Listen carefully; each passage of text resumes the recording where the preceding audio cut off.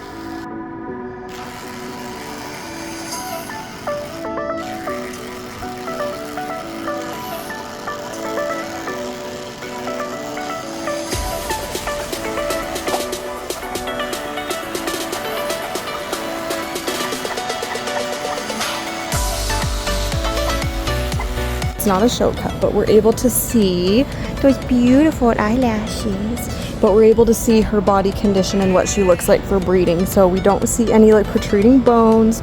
She has still a decent loin. She's a little bit dehydrated today, but it's just been super hot out here. But have you ever seen a sheep wag its tail when you pet it?